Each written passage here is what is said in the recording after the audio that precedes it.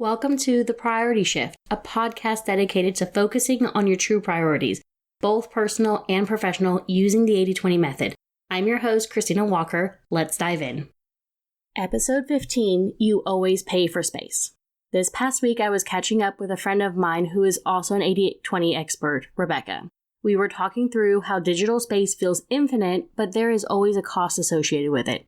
She shared how she was trying to take a family picture, and then the dreaded pop-up of no space available popped up on her phone, causing her to miss the moment to capture the memory.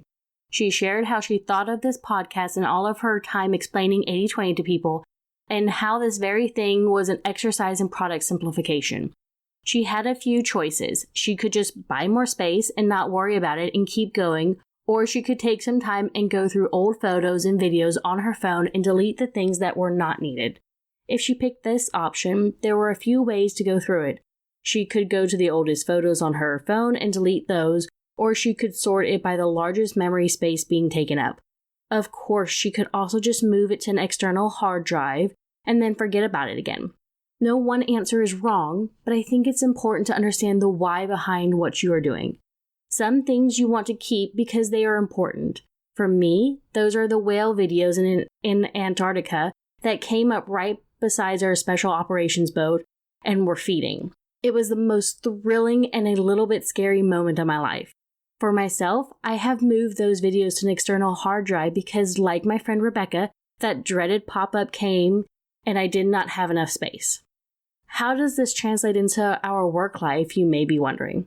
How often do we say that we are running out of space and the first thing that we do is look to rent another warehouse or buy more storage cabinets, instead of asking the questions of, do we need to keep these things to begin with? An example of this is when I was working in a facility where we kept all of our production reports. The rule of thumb was 5 years, but I was running out of physical space to hold all these papers, and buying more drawers to hold more papers that really had no impact on the operations didn't make sense. After a few meetings with all the managers and decision makers, we realized we could reduce the number of years needed and we could keep the other items digitally, albeit this was going to be a long and tedious process. It's human nature to keep things because we think that we may need them again one day, or that we think they're important. If you're looking at things and you have no idea the last time you've used it, then it's a great time to part for that. For businesses and in personal life, it can feel hard to do this because we have a personal connection with items. We do not want to make the wrong decision, but most of the decisions that we decide to agonize over are small and trivial. I had a college professor that gave her class the best advice, and I think of it often. Just make a decision and go with it and adjust as you go. She was, for her career, a senior vice president of a power company and taught this 1 credit hour class as a fun extra hobby and part of her early retirement. Her class was filled with golden bars of knowledge that I have kept with me for so many years. And yes, I did say bars because she imparted on me as a student was worth so much more than just a nugget. I hope this helps you to clean out the clutter and start working on your product simplification muscle in an easy-to-use way that can truly make an impact, and you might just save some money along the way too.